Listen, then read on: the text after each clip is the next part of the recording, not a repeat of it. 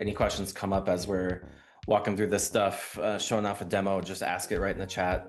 We'll do our best to kind of like pause and answer those in context. So I just think that's best. So as Josh said, Robert Mosley, founder, CEO here at GTM Engine. Prior to this, I was at, kind of long background in AI, copy AI prior to this, and then MoveWorks prior to that. Dom and I, we actually used to work together at a company called Cloudinary from 2015, 2016, 2019, 2020, something like that. So I'll let Dom introduce himself, and then we'll kick this thing off. Yeah, it's great to see so many people join the call today, so thank you for taking the time. I'm Dominic Cross, I'm based in the UK. I look after the GTM Engine business in EMEA and partnerships. I've been in the tech space for about 35 years, and as Rob mentioned, we worked together at Cloudinary for a while. Very excited to be able to actually showcase what we're doing today, because it's been an amazing first few weeks, I have to say. Incredible response from people, but this is our chance to show you. So yeah, enjoy. Yeah, awesome. Yeah, we're just gonna jump right into it. Anybody who knows me knows I don't like slides, and I don't like fluffy bullshit. So we're just gonna get right into it. Now I gotta figure out how to use this. There we go. So basically, like, we kind of approached this problem. I mean, there's a lot of go-to-market tools out there. So like, I think everybody that's on this like understands that there's like a billion tools out there that all do different things. If you actually like rewind this back to like its base level, there's really only a handful of things that you can do to increase revenue, which is of course the point of any go-to-market tool. You can increase the number of your opportunities, right? Get more pipeline. I'd say like this is probably where the most focus is. Like most of these like AI tools you see coming out are probably focused on that, like the 11x's, AI SDRs, artisans, like whatever. Focused on kind of like automating some of like the outbound efforts with theory that they'll drive more opportunities. But there are some other things that you can do to increase revenue, probably things that you have more control over and are easier to actually do. And this is like, how do you close the stuff in your pipeline faster, at a higher rate, and at the largest deal size possible? So this is kind of where we have focused. Dom and I have talked about this at length. Dom, I want you to add your thoughts here, but do you want to add anything to the whole sales equation, how we look at this? Yeah, I think there's one fundamental that comes up in all conversations I've had over the last few weeks since we launched, and that is that the shape of a sales funnel, a sales pipeline, is inherently inefficient. It's wide at the top and it's narrow at the bottom. And the fundamental goal behind what we do is to try and widen the bottom of that funnel. And to Rob's point, a lot of companies focus on putting more opportunities in the top. But if you put more fuel into a machine that doesn't work particularly well, that's not efficient. So we look at making that whole process more efficient, which in turn is the equation to driving more revenue. But revenue matters to not just the sales team, it matters to the whole business. And one of the you'll see this in a short while, but one of the fundamental benefits of what we do at GTM Engine is providing more accurate forecasting for sales leaders. If you have more accurate forecasting, the CFO cares about that, the CEO cares about that, the business is more predictable. You don't have these crazy end of quarter discounting fests that we've seen in our industry for so many years, because you don't have to do that. You know ahead of time what needs addressing. So yeah. Yeah. So basically, you want to help your sales team. You kind of look at this stuff. So I mean, most of the tools out there, like the gongs, the call recorders, the coaches, like whatever, they're focused on like the virtual customer meeting. Like, how do you deliver better on these things, right? Like, I honestly don't think that's the right approach. Like, you need to do that. You need to coach. You need to make your team better.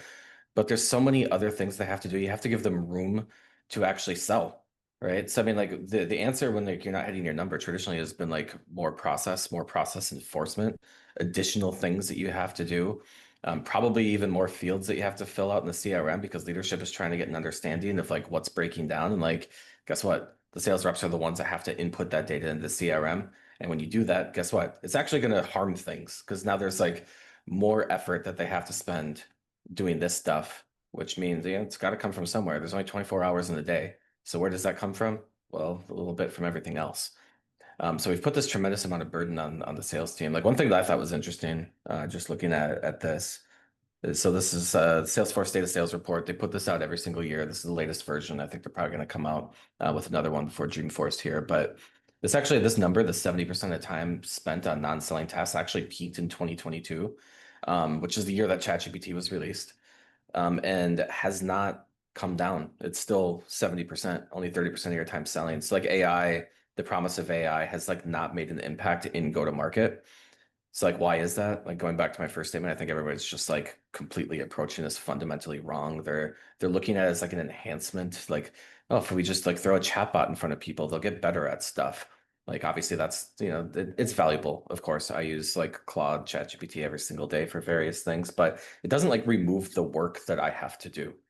Like it's not like offloading work from my plate, right? And like that's the most important part here. And like this is where we're hyper focused. Like how do we actually use AI to automate as much of this as possible? So not only do you like get better at selling, but you like don't spend any time doing all this other crap, right? Like updating the CRM, like data entry. Like I don't think anybody got in sales to do manual data entry. And there's fields in there from the sales org.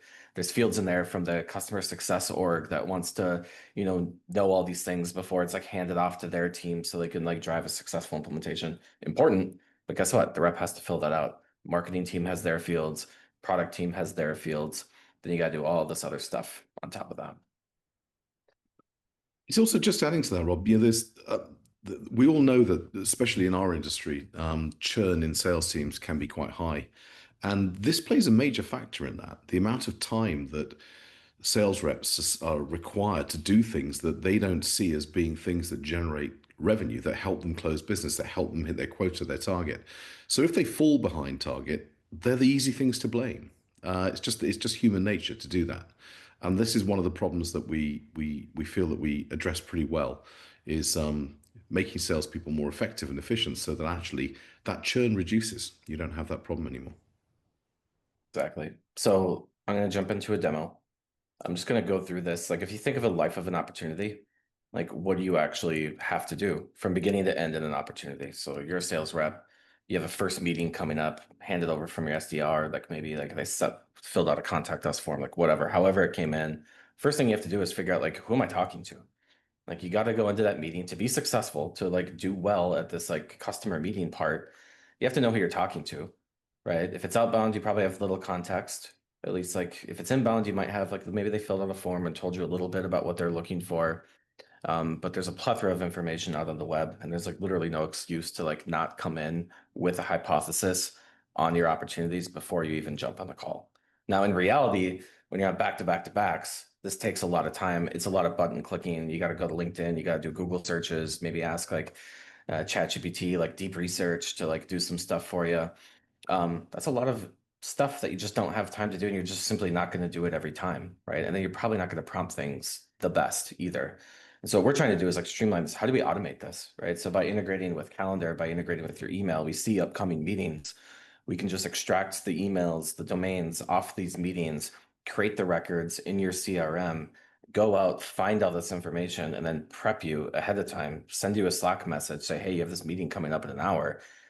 Here's what you need to know. So I'm just gonna like show this from the very beginning. I'm gonna go into our records view, just accounts. I'm gonna do some of this stuff manually. I always like to show my work just to show that this stuff is like real and is actually like, not just like a magic trick underneath the hood. It does seem like magic sometimes. But what I'm gonna do is I'm gonna manually create this account. Now, in the real world, like I said, you can look, we'll pull in the stuff from the CRM. We'll automatically create these accounts when we see new domains pop up on your calendar and like within emails that are associated with opportunities. So you don't have to do any of this stuff. You can create, you can upload lists, you can do all this stuff. I'm going to create one for ClickUp. Um, so capital U, I don't remember, doesn't matter. Former colleague of mine, Kyle Coleman, went over there. He's awesome. That's why it's on the top of my head. So I created that account. Now, as soon as I do that, that didn't exist before. It was just created today, as you can see. I can go in here and there's a bunch of stuff kind of like going on behind the scenes. So some people call them agents, which I guess you can. But there's like these agents, these AI processes that are like, okay, I got this new account. I got to figure out who it is, right? Like, what is it? Like like oftentimes, like I've been on back-to-back calls, and even just knowing like what the company does, I've never heard of this company. ClickUp, not a good example for that because I do know what they do. But if I haven't heard of the company, I don't know what they do. I don't know what their industry is. I don't know what their products are. I don't know like what their how they go to market. Like are they SaaS tool? Are they PLG? Are they strictly like an enterprise motion? Like all this stuff matters to me to be best prepared going into these calls. And if you're on back-to-backs, like you don't know, like how do you do that, right? So anyways, there's a bunch of stuff going on in the background. There's some basic info that we pull in right away, right? So you can see number of employees, you can see the LinkedIn URL. I can click through this and like go directly there. You can see the industry. Then there's a bunch of stuff in the detailed information that we pull in. So again, like this literally just happened, right? Like I just created this. So now I can start to see, okay, what are their products and services? I can see that they have a few. They have the ClickUp productivity platform. What is it? What's the market for this? And what is their ICP, right? What about ClickUp AI or ClickUp Brain? What is this? So now going into this call, if I don't know anything about ClickUp, now I'm starting to understand what they do. What is their business model? What is their pricing structure? How do they go to market? Looks like they're a PLG thing. What are their sales channels? They're a SaaS company. That's good to know before I get on this call. What are some of their customer segments here? And then competitive analysis, right? Like who do they compete against? So I can see here, this is kind of like a summary of their entire industry. Looks like they compete with Asana, and I can see here why, what would be the competitive edge from Asana. So like going in, if like I know what they're, we sell to sellers, so like I'm sure the sales team at ClickUp deals with this all the time. Like I know now who are they going up against? What is their competitive edge? How can like I position our tool for them to help them navigate the things that I know that they're already navigating now? Like I'll just like hand it to me without like having to do anything. Not a question, but just jumping in here because I've seen you post about this on your social. But the discovery call isn't meant to actually discover what people are doing on call. That's a waste of time. This is actually doing that call and positioning you in a way to actually make that worth their time and worth the follow-up. I Yep. saw that recently and know that struck a chord with quite a few people. Yeah. Yeah, exactly. I mean, there's no excuse to like go into a meeting like not knowing this stuff, right? Like you have to do some discovery up front. Just be like, I filled out a form, contact us form. It's that I put in there the information. Like the first question should be like, cool, I see you want this. Like, what can I show you today? Like what do you need to see? Right? Or just some like basic stuff like that. Instead of like going through like a 40 question thing, like you can come in with hypothesis. And I'm gonna add a contact to this. Again, this would be done automatically. I'm gonna add Kyle Coleman. I have no idea what his actual email is. So I'm just going to guess that it's this. Doesn't really matter. But we do the same thing for every single contact as well. So we did the account research. Who am I meeting with? That also matters, of course. So I'm going to create this contact. This contact will show up there. Let me click over to this. All right, so we'll start to pull in some information here. Can take a minute or two. All right, so we can start to see title, can start to see some other stuff, research information. This will all get pulled in. Moving on a little bit, I'll show this, like we'll go out, we'll find like LinkedIn profile, all that stuff. We'll also actually be able to see all the activities that Kyle did here as well. Meaning if he joined a webinar, like everybody here today, I can see that activity. If they filled out a form, if they downloaded the white paper, all these things create activities. And then even beyond the start of a sales process, there's other activities, right? There's emails that go back and forth. There's actual calls. There's information there that we can start to track additional information about these users based on the direct contact. So this is where we're starting to get into, the next thing. So think about like researching prospects, researching accounts, prep and planning, right? 18% of your week, was what, like 9 hour, I should be good at this, 8 hours, 7 hours, something like that. Spent doing this, just we're going to do it better. You don't need to do it anymore. The next part of a life of an opportunity, right? And again, this is like sales focused. Life of an opportunity. After you have the meeting, what do you have to do? Don, what do you do after a meeting? That's You got to go before you worked summarize. here. Yeah, Yeah, before you you worked got to here. go fill out the CRM and try and remember what was discussed during the meeting. Yep. I kind of like led you there.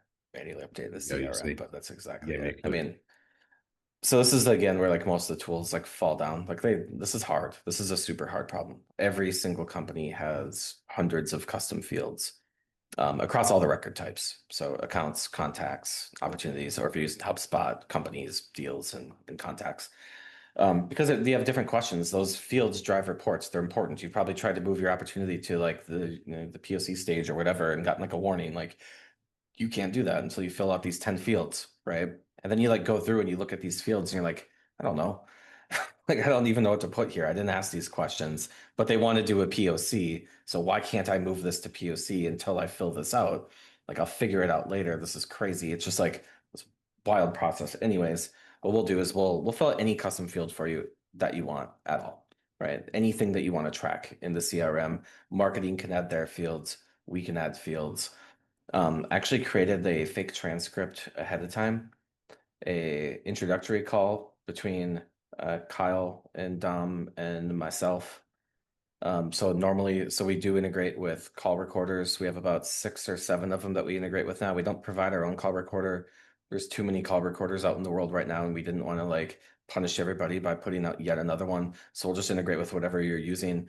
We'll pull in automatically after the call ends. We'll pull in the transcript. We'll match that to the records. And then process this across lots of different data points, which you'll see. So I'm going to go back to click up here. I'm then going to create an opportunity. You can see Kyle's picture got pulled in and all the other research that happened. So I'm going to manually create an opportunity now. I'll just call this. So this actually, let me pause for a second. So I'm manually creating this opportunity. This is something that you're very, very rarely going to have to do. If you create the opportunity in the CRM, we'll pull this in. If you don't create the opportunity and you have the call and we don't find that you have an opportunity, we'll actually create it and we put it in what we call like a proto stage, which is like a pre-pipeline stage, and then reach out to you on Slack, which you'll see in a second, and say, hey, you had this call. Here's how it went. Click here to either qualify or disqualify. So if like the call wasn't with the right person or it just didn't go well, you don't think there's a real opportunity there, just disqualify it. It's not going to impact your metrics, never made it into your pipeline. Or if you liked it, you can drag it into like whatever stage you think that it's in, which we also will help you with. Like we'll predict what stage it's in. So like even like there's just the manual work of creating records, creating accounts, we're creating contacts, we're creating opportunities, and we're enriching all of those with all the activity data and research data. You don't even have to do anymore. And Rob, on that point, this is a good question that came in. So as we're doing those enrichments and doing this automatically, how does GTM Engine make sure its deal health scores stay accurate when market conditions change or when there are important details that aren't in the data? For example, is there room for manual adjustments? Yeah, yeah. That's a super good question, actually. I'll jump into that in a little bit. So with the health score, which it must be somebody that actually has like seen this stuff before to understand that that's what we do. With the health score, you can like put in your own guidance here on how to score it. So like the health score for us is a number between 1 and 10, right? It's meant to be a proxy for like how likely is this deal to close, right? And this will fluctuate over time, which you'll see in a little bit. So you could have a deal that's going really well, and they email you and say like, "Hey, bummer, finance turned this down. We're gonna have to try again, like Q1 next year." Like boom, health score crashes, forecast close date gets pushed out.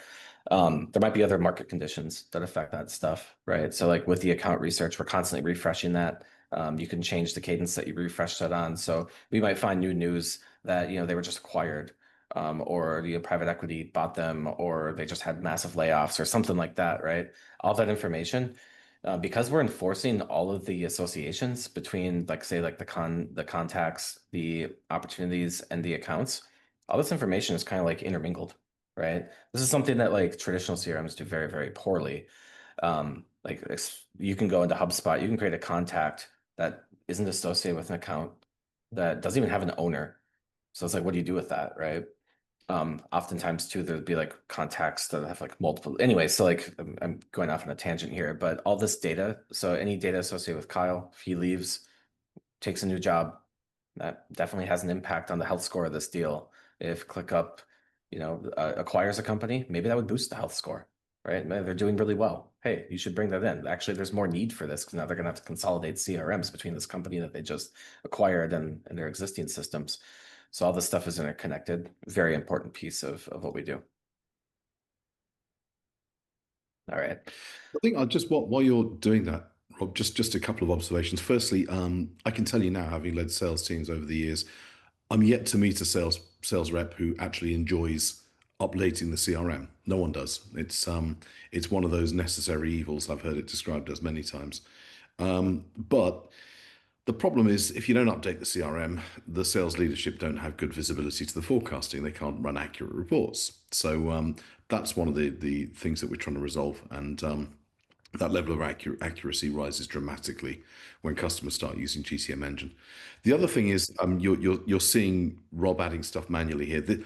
Everything you see here happens automatically in a live environment. So when somebody puts a calendar entry in saying, intro call, demo call, first meeting, whatever it might be, all of that stuff relating to the account, the insight into that company, the people who are joining that call, in this case, Kyle Coleman, everything is done automatically and is presented to that sales rep before the call happens.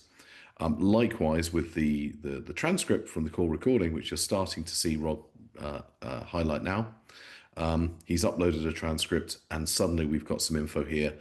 What was Carl's reaction on that call? Look, I'll tell you what, he's a promoter. This is a -10 to +10 scale.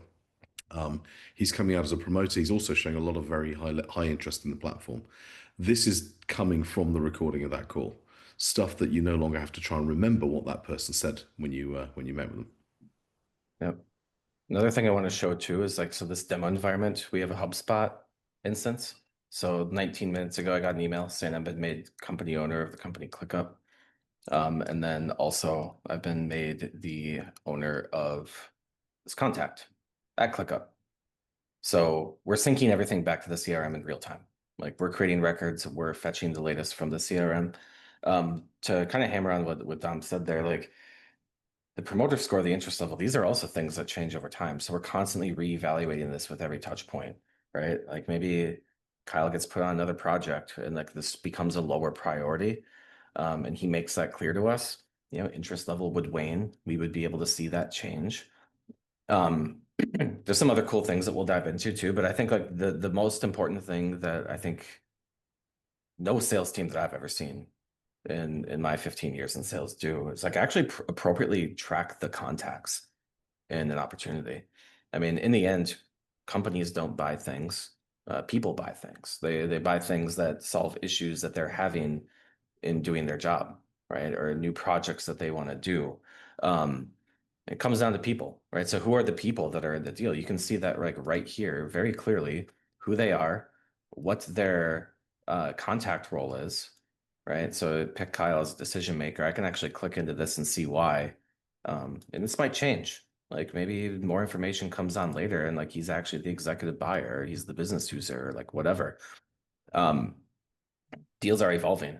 We in sales, we like to delude ourselves into thinking here's our nice sales process, our timeline follows this linear path from the new business meeting to close and through these sales stages, but we don't have control over that. The buyers have control. Things change constantly, and that's part of what makes a really good salesperson is being adaptable and understanding those changing conditions and not how your process in selling, but the buyer's process in buying. And I think that's probably the most important thing that we do is tracking that stuff. So here I can see, the tech stack. This is of course based off a fake transcript. I can see wow moments. This is really interesting to see. What was it that various contacts really liked about the solution? Maybe I need to hone in on that stuff, or maybe there's right, no more. Did you log that in Salesforce conversations? It'll pull out direct quotes and stuff like that. Bring Kyle. I had a former CRO that I used to work for who always said bring him into the pain cave and leave him in there. So now I can start to pick that stuff out, right? And say oh, Kyle, no more log that in Salesforce conversations, right? Let's talk more about that. I know to hone in on that with him. Their use cases, this is going to be really interesting for the customer success team when this deal gets handed over to them for implementation. What do they need to focus on first, right? Important people that are mentioned. I think this is a really interesting one because it'll show you people that are just tangentially mentioned throughout the sales process that they haven't directly participated yet, right? It's in this fake transcript, which is relatively how a conversation would go. Kyle mentioned the VP of sales, right? Mentioned the RevOps director, the CTO, the CRM admin, like what the relationship is, their potential influence. So now I understand who else I'm going to have to involve in this process before this deal can close. Like, who are the other players kind of like behind the scenes right now? How do I bring them up on stage, talk to them? What's going to be important to them? Just automatically track for me. Let's see if I can get the other stuff going here. All right. So now we have some other information. So there's like really two pieces. Well, there's like three layers to what we do. I'm going to back up a little bit. See if I can figure this out.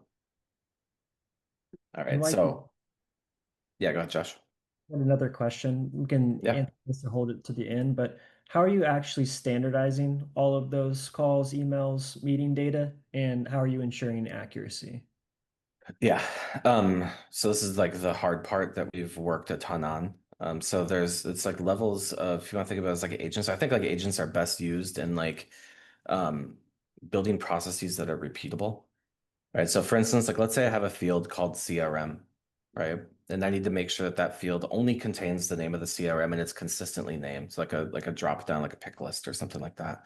So if it's Salesforce, it's always like Salesforce spelled the same way. It's not SFDC. It's not Sales Space Force. It's not Salesforce with a capital F. It's like always constant there. Traditionally, this is really difficult with LLMs. They like to give you an answer and then they like to explain their reasoning. So we've built a lot of tooling this to make sure that the output from L, if it needs to be a number, it's a number. If it needs to be like one of these 50 values, it's going to be one of these 50 values. If it needs to be multiple of those 50 values, it's going to be multiple. To basically like enforce like what's called like typing in the backend. So like when it drives reporting, it works. And we have like agents here that help do that. So when you're like building a custom field and you want to say, I want this field to contain this, it'll guide you through the process and then show you example outputs so you can refine before you save. And then once you save, it deploys that across every single opportunity or contact or account or whatever you're using, and writes that data and then writes it back to the CRM. So it's a hard problem that we've solved. I'd say it's part of our secret sauce. Love it. And like part of that too is like we're storing the unstructured data and the associations with all the various records, right? So if I have an opportunity, I have this like all the calls, the emails, the notes, the whatever else that was associated with this opportunity. Now let's say we have a question that we're not tracking the data on and we want to answer, right? To really build a report, I need to then like I need to build a field that would drive a report for that question. So like let's say we weren't tracking I don't know, the marketing automation system that they're using or something, right? And I want to know because like we're starting to get into that market. So traditionally what you'd have to do is you'd have to add that field to the opportunity, train your entire sales team on what that field is and why they have to fill it out and why they can't move the opportunity to POC there until they do. Then you have to hope that they do it, which they're not going to want to do. They don't care. Like, I have to go in, like after a call, I have to like look at the CRM and I have like 50 different fields and I have to like think each one and like remember, like it just doesn't work. With a system like this, because we're storing all this unstructured data and we're also like connected to the web and we're connected to things like Perplexity, so you can do like deep research and stuff like that. We can surface these answers at any time. So you're never going to be able to predict the questions that you're going to have 2, 3, 4 months from now. But if we have the unstructured data, you'll always be able to answer those questions, right? And that drives these structured outputs. And then we have the analysis on top of this, right? So structured outputs are the fields in the CRM that you care about, particular things that you want to track, that drive reports, that drive insights. Analysis is like overall like holistic things, right? So for instance, in this case, what's the health score, right? I can see this. This is the first thing that we put in here. So you can like track this over time and see like how this changes. I can see the positive contributors and negative contributors. So it's not just like a number that's like ungrokkable. Like it's not just, this black box. This deal is like an 82 out of 100. It's like, okay, well, what does that mean, right? You got to be able to investigate what that means. You can also control this. So going back to like one of the questions that popped up earlier, in the configuration, you get like a lot of control over how you think about the world. So these are our default health scoring guidelines, right? Like a 10, healthy as it possibly can get, multiple stakeholders who are highly engaged. We know their buying process. We know who's signing the deal. that they have budget, and there's a timeline to close, and we have multiple champions to count, right? Pretty high bar for this, but that's what a 10 out of 10. You can change this, so you can edit this. If there's particular things in your sales process that you know need to happen for something to be a 10 out of 10, all you need to do is just type your thinking in here, and this informs the model like how to think about this like scoring task. There's like a special agent that's in charge of just continuously reevaluating the health score of this deal, and it uses this as like the inputs to help guide its thinking. You have complete control over that, and a bunch of other stuff as well, which we can get into if time allows. So just while you're talking about those agents, Rob, I heard a comment the other day from somebody which resonated. Think of what we do here as a swarm of agents. And I like the idea of a swarm of agents. We've ingested a call transcript, and that swarm has gone to work. And each one of those agents has a specific role to fulfill. It does just that one thing. And it will go away and it'll look for that data and look for that information. And together, collectively, this is the outcome. But that's what Yep. those agents are doing. This isn't one single LLM just trying to figure out what happened on that call. It's way more advanced than that. Yeah. Yeah, I think exactly. There's like anytime there's a transcript, there's probably about like 100 of them that are spun up to reevaluate all the various, like, think about like every contact that's involved. Think about like all the fields on the opportunity and the analysis. Think about the account things, right? There's other stuff that just belongs on the account, like tech stack. That's an account thing. That's not like an opportunity thing, right? Like what technology stack does this account use, right? Or what is their procurement process? Like what is their budgetary cycle? You want those things on the account. Like let's say the rep leaves, somebody else has to take over this deal, but it's closed. So they try to relight it up like 3 months later. All that information still exists at the account level, all the pertinent information there. And just to double down too on what Dom said as well, two things that stick out to me, uh, precision, and you're not asking someone to talk to a chatbot. I see so many things that are like, oh, well, I've made an agent for you. Like these people already have 10 things to do. Like you said, Rob, there's only so many things to do in the day. So it's more about that background orchestration or that swarm, like you said, Dom, not saying, we're going to get you to your goal if you'll just take these additional steps. It's actually like that. I've heard you say this, Rob. It's the one tool you're paying us to not use to some or to not have to use day in and day out, like to make it run. So Yeah. Yeah. I mean, you could just like chill in Salesforce or HubSpot and see all this data. You don't even have to know this exists. You would want to, because I think like it's designed around more like what is the information that sellers want to see. Or like if you go to like some of the other CRMs, they're more like interfaces for entering data. They're super noisy, super messy, a ton of fields you don't even use. It's hard to find like real information. We try to distill that down just to the necessary stuff. Yeah, there's a bunch of cool stuff in here. We got the path to close. These are the things that like you have to do right now, critical path things. There's also the meeting, right? Who was on this meeting summary. Honestly, they can get this kind of thing like from your call recorder as well. But like it's nice to have right here. So meeting summary. What are some open questions that like we actually didn't address during the call, right? That when I follow up, I'm going to have to address. What are the next steps just from this meeting, and then like a follow-up meeting that I can use or follow-up email that I can use. The cool thing about this, you can even control your voice and like how these meetings are, or how these meetings, I keep saying that, how these emails are generated. So within your profile, you can put like a voice, give it examples of like your writing style, like whatever, and it'll make it sound more like you. So it's not just like some generic AI sounding thing. So while we're on this screen, Rob, it's worth pointing out that I mentioned earlier how it, one of the purposes of the platform is to reduce churn in your sales team and and improve accuracy and performance of the sales team. The other thing that's worth considering is when you ramp up a new salesperson within an organization, that takes time. It typically can be anything from 3 to 6 months, but sometimes even longer than 6 months. And that's because there's so much for them to learn to do within that new organization. So actually, if you take out of the ramp time the product training piece, which is really the only thing a new rep would have to learn if they're using GTM Engine, everything else is automated. So actually, those steps that you saw on that last screen are the steps that that sales rep needs to take as a result of the activity that they had. In this case, it was a call. So no longer do they have to learn anything else. They're literally fed what to do, what's critical, what's not so critical, and when to do it, and what to send. So actually, the ramp time, sales reps ramp up far, far quicker when GTM Engine's involved than not.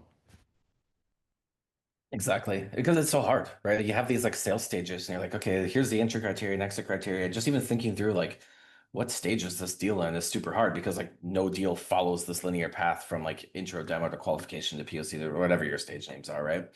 And so you can put in the entry and exit criteria. We'll guide the rep. We'll say, hey, we think it's in this stage, but you need to do these things, right? Because like the entry criteria for the stage is this, the exit criteria for the stage is this. You've done these things, you haven't done this. Do this next. But also, of course, the buyer guides how they buy. So if they say like, oh, I got to show this demo to like this team, well, I didn't have that in any of our stages. This like going back and showing this off to other teams, you almost always have to do that. So we'll understand the context of like the buyer's journey as well and add that in. You got to do these things and you have to do these things. What's really cool about this too is like we'll also pull in this is just a demo environment, which I got to put better data in here, but like we'll pull in the duration of this stuff. Um, so if you have a close date of, let's say September 15th, and we're in POC and proposal takes 30 days, procurement takes 30 days, we're going to flag that. We're going to say, oh, we don't think so. Like it's not going to be that fast, right? Here's why. And there might be other factors as well. Which kind of gets into like the larger stuff. I'm going to show off a couple things. I'm going to get into like some of the like, okay, now what do you do with all this data? This is really cool at like the individual like record level.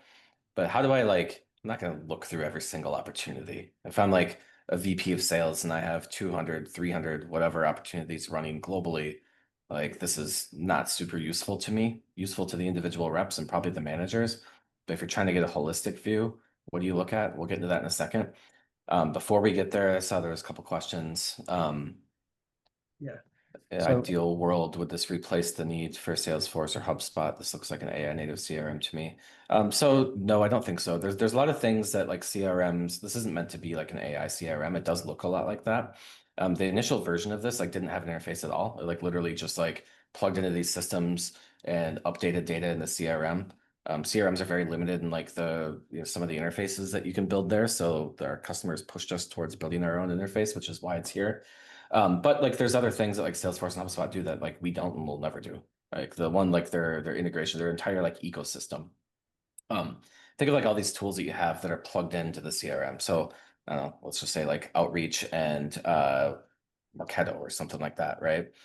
By virtue of us populating all this accurate data in the CRM, those tools get better. Like if you want to track things in Marketo and like enter people into like different campaigns based on different triggers, if we're updating like the contact record and we're saying like, oh, they've reached this criteria, we update that field, then they could automatically be entered in Marketo. So like we're improving the viability of like the entire ecosystem there, not just like the CRM.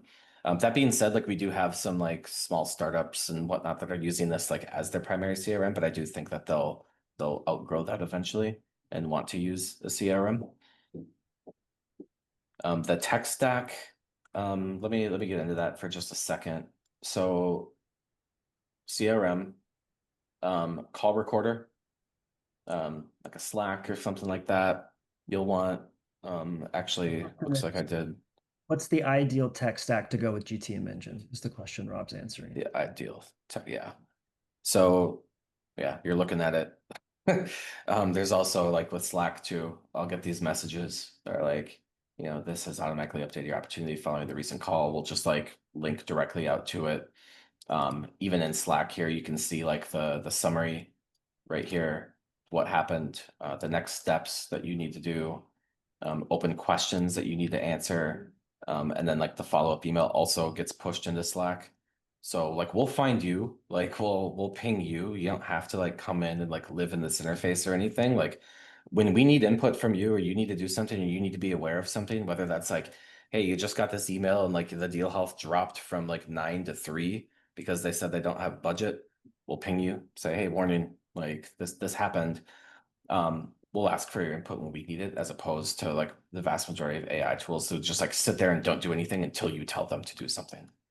But call recorder, CRM, communication tool, and then at the individual level, you'll want to connect your Gmail and calendar. Then we'll pull in your emails. We'll associate those with all the records that you have, opportunities, accounts, contacts. We'll look at your calendar. We'll prep you for upcoming meetings. Hey, you have this meeting with ClickUp coming up in an hour. here's what ClickUp does, here's who you're meeting with, here's what they do, here's what you should talk about. Or if there's like already an open opportunity, like, hey, here's the status of the opportunity, here's what we don't know. Make sure you ask these questions so I can fill in these gaps for you. Here's like what the outcome should be. Just again, just pushed like right to you in Slack as well, and of course in our interface. So you'll probably see some other things in here, like the email generation instructions that I talked about before. There's also your quota. So you put in your personal quota. The other thing that I really like about this is that as a rep, I get like my own personal view here of like my forecast. There's this in your court section.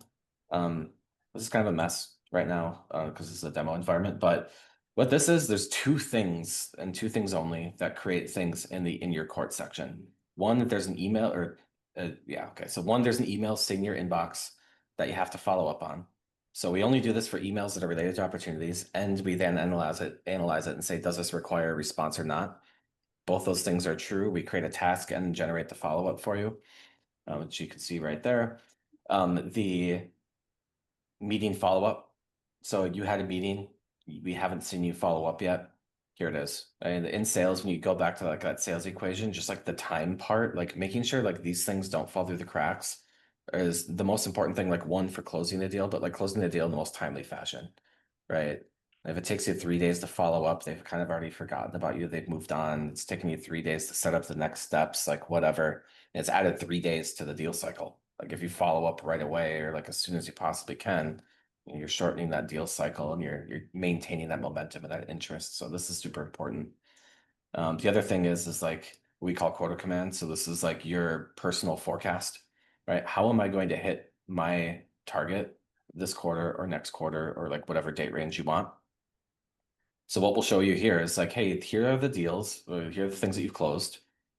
Here's the stuff that's healthy. This will get you another 190,000.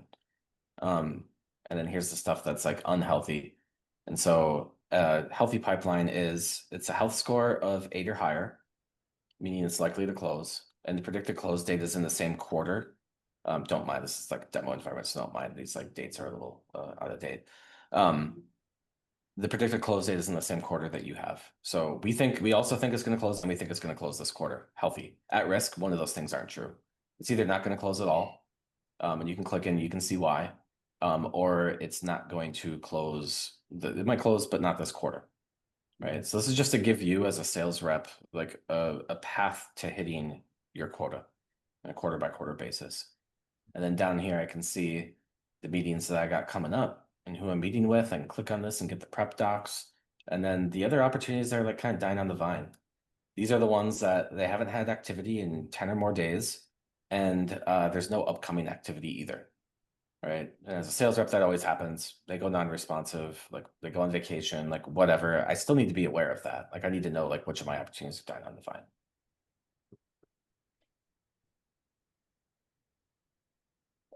This is a pretty neat tool. So basically we call this path to quota. So we'll show you where you're trending towards your full number. And if things remain the same, where you're going to end up. This is again, demo environment, way too many opportunities in here for this to look realistic out of the box. But let's say that these are your numbers right now. I'm going to end up at 83%. Okay, so I'm going to be short. There's only a handful of things that I can do to get there. I can generate more pipeline, right? I can increase my win rate. I can increase my deal size, or I can decrease my deal length, right? And I can start to play with this. I can see like, hey, how am I comparing against my peers, right? What's my current attainment, my current sales cycles, my ARR, like how am I comparing against like, my peers, right? So basically that tells me where do I need to work, right? Am I not generating enough pipeline? Am I closing deals at a lower rate than the rest of the team? What do I need to work on myself? Right. And we'll give you these scenarios. You can click on these and you can like get coaching and all that on what that is. But this is just meant to be kind of like the cockpit for like AEs to live in, right? What do I got coming up today? How am I going to hit my number? What are the immediate tasks I need to do? And then at the leader level, it's kind of like, okay, what am I going to hit?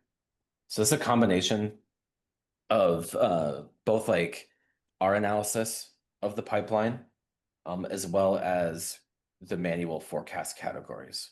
So the things like the commit, best case, stretch that you can put in, we're trying to help you, inform you on what should be commit, best case, and stretch.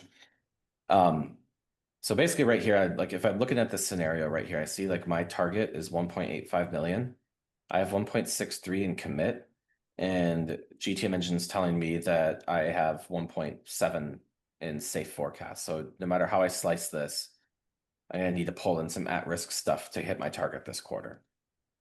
So I can scroll down and I can start to see, and again, this is 100% automated, right? So all this information that you're seeing right here is like generated from the transcripts, the emails, the communication, the notes, all the stuff that just goes back and forth in the sales cycle. I mean, we break this down like this, right? So safe bets, these are the ones that are healthy, right? These are the ones that health score 8 or higher, and forecast close date is in agreement with what the rep thinks, right? So this is stuff that we think is going to come in. We also agree with you. This is going to come in this quarter. If I'm going to hit my number, I got to pull in some stuff, right? First thing I would look at, I'm not going to look at the deprioritized because these are the ones that are like, unhealthy, like not going to close at all. And if they do, it's definitely not going to happen this quarter. So I'm not going to waste my time looking there. I'm going to look at this section. This is the acceleration opportunities. These are the ones that like we think they're going to close. We just don't think it's going to close this quarter. All right, so I can start to dig in and I can see, okay, let me look at this one. Okay, wow, like February 14th, that's a pretty big difference from the September 29th close date that the rep has here. Probably unlikely I'm going to be able to pull this one into this quarter. But I'm actually curious as to why it says that. So I'm just going to open this up and we'll come back to that. I can look at OpenAI. Okay, just 2 weeks off quarter. This one I can pull in, right? Okay, so now I'm starting to like, as a sales leader, as a manager, I'm starting to find the things that I can affect. I'm not just like begging my team for tell me what's going to close, like what's stretch, like whatever, like have my rep do their forecast category, then their manager, then like the regional VP do their forecast category and try to roll that up just to like figure out like where things are. I know where things are at. Now I can start to like be a field general and like start to coach. Okay, if this one 2 weeks behind, I have until the end of October to pull this in. So I got 2 months. So we're in pretty good shape. I bet I can accelerate this by 2 weeks. Let me take a look at this opportunity and figure out how can we pull this in, right? I'm gonna go over to this one because this was curious. September 29th, February 14th. So I'm curious as to why that is.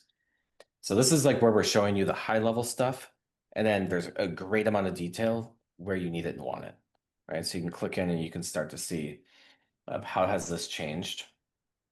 What are the factors influencing the prediction? So explicit customer timeline. Okay, so they clearly committed to a December 2025 pilot program followed by a Q1 2026 rollout. So yeah, this is not going to close in September.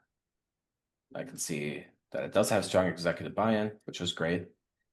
Strategic business driver, Q1 2026 product launch creates compelling business reason to implement on schedule. Okay, so it looks like this is pretty safe to close as long as we don't drop the ball, but not going to close this quarter, so I got to find that money elsewhere.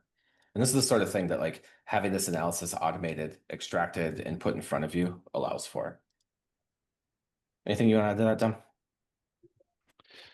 No, I think it's a very different way of viewing the team pipeline. But to your point, Rob, it gives sales leaders the opportunity to dive into individual opportunities and then figure out where they can really add value in coaching. If I'm a VP of sales and I can dive into this quadrant and start to very quickly take a view of what's going to close and what's not, I can find the ones that with a little bit of help, we can get them over the line. And as a sales leader, I can reach out to that sales rep and say, look, I'm plucking this one out because I think you can get this one into this quarter, and here's why. It's a great leadership tool. Yep. And then down here, it's like the multi-dimensional view, right? So as you're like really digging into it without like looking into the great amount of detail, maybe I do want to change. I have this in commit. No, I don't want that in commit. I'm going to change this. I'm going to put this into like pipeline. That's not coming in. Right. So this is how like we help the sales leaders as well, like nail their forecast. Right. But like again, like not just like nail the forecast, because I don't like I don't think any sales leader would be like, all right, I just nailed my forecast and we came in at 50% of target. Like that's not the point, right? Like you want to hit your target, right? So how do you actually affect your forecast, right? How do you take this information and actually like do something about it? Move things where you actually can, hone in on the things that can be moved, and find the next best steps to do that. One thing I do want to show, so there's like a ton of stuff in here, but I'm just going to go over to contacts and I'm going to adjust the fields. I'm going to add the ICP persona that we extract throughout all these calls. And I'm going to add the promoter score. And I'm going to add the interest level reasoning and the interest level. Okay. So now I got these fields in here. And then I'm going to add a filter that says the promoter score is greater than or equal to 7. And again, this number goes from -7 to, or negative 10 to 10. And then I'm going to sort this like this. All right, so now I can see who are all of our biggest fans, right? Who are all, and what ICP persona are they? I can see a lot of sales leadership, executive leadership, operations leadership popping up in here. I can also see why, right? What is it specifically that they've said? So imagine if I'm a marketer, and like I've been asked this many times, like from marketing, hey, do you have somebody we can talk to? Like we're trying to do a case study on this, like who would be a good person to talk to? Who would be a good account? The last CS, the last sales. It's hard, right? No one really knows, right? With this though, you could just build a report super quickly and you can actually see then who are your top fans. You can save this as a view, we call it. So you save that and then you can share this. I could add a view of like top promoters. And I can share this with any team that I want. So with the marketing team, with the sales team, like whatever, it'll just be like right here. So beyond just the sales stuff, there's a lot of stuff that you can do to like help drive like what's the marketing messaging that we should be using. You know, if we're writing content for, you know, the CROs of the world, what is it that we should be talking about? What is it that they find that resonates with that particular profile, right? Really, really hard for marketing to try to do. They try to listen to calls, they try to get introductions, but like that just doesn't scale. And I'll say too, you know, a lot of companies will say, well, I know what my ICP is, or I know who my top profile is, but when your CRM is only 40, 60% full of data, then you know you can't truly know that with a fill rate like that. So it's always eye-opening to get what you think is reality overlaid with true like unbiased data showing you who's driving what. Yeah, it's great. Yep. Yeah, exactly that, Josh. You know, you can't do this sort of stuff with a CRM because that data is never going to be there. Um, this is quite unique Yeah, feature. I think there was a question earlier about like, do we replace the CRM? Yeah, Right. I think like we're more like replacing the work that goes into a CRM, but I think CRMs are like fine tools for like reporting, integration, passing data to like your other key systems, right? Imagine like you're in a deal cycle and like, you know, you want to, I don't know, offer something like once an opportunity hits a certain stage to the people that are like in this particular like profile and have like a health score that's below a threshold to try to like bump that up. Like now like marketing and sales can kind of start to interface, right? How does, because marketing typically it's like pre-funnel. Once it's in the sales funnel, marketing stops, right? Traditionally, shouldn't be that way. But when something's in the funnel, then what do you do, right? Like, why can't marketing like market to the people that are actually, it's not, they're not customers yet. Why does the marketing stop right there? You know, it shouldn't. Allows for that sort of thing, which is pretty cool. There's so also one little feature here for salespeople I want to talk about. You can come in here. You can show whatever columns you want to show in this table, and you can like bulk update all your things. I know like before your manager weekly, like manager one-on-one, you need to update the CRM. There's some things that we don't update, the amounts, the stage, close dates, you know, some other like human fields, like your notes and whatnot, next step. But you can do that all in here. I only bring this up because it's a pain in the ass to do in Salesforce, and we just make that super easy. So I want to call out, we've got 4 minutes left. I know that we're just honestly scratching the surface on this stuff. So I don't know if there's anything else, Rob, you want to dig through in that time. We did have a couple questions. We probably won't get to them all. But yeah, take it away. Yeah. Yeah. No, I mean, this is kind of, I can just keep going and clicking around. There's a bunch of other stuff that we can do. If anybody is interested, of course, just reach out to us and we can show you everything that's possible. We're doing some really cool stuff internally with the platform. I didn't even touch on like our agentic like workflow builder and how you can customize all this stuff, track custom fields, catch like pre-sales activities and enrich context there and force like deduplication of like account and contact record. There's like a million things that we do around CRM hygiene and stuff as well. But a few minutes left. I think, Dom, any parting words before we give people a few minutes back of their day? No, I think actually where you are now is probably worth a mention. This as a sales leader, being able to look at your team and figure out who are the star performers, who are the ones who need a little bit of help, why do they need that help? What are they doing within the organization that's most impactful and what needs attention? That's another great view because you can't do that with a CRM either. So yeah. Perfect. Well, you know what? We've got 2 minutes left, and I think, Rob, you might love this last question because I think it's a nice little good one to end on. Before we wrap it, what's the bare minimum a sales team or company needs to be ready for GTM Engine and get the most value out of it? Call recorder, I'd say. Like if you're using a call recorder, that's where the richest data is, like in the conversations with your actual prospects and customers. So using the call recorder, I'd say, is a prerequisite, and like using it, on every call is ideal. It still works without it, but yeah, I'd say that's bare minimum.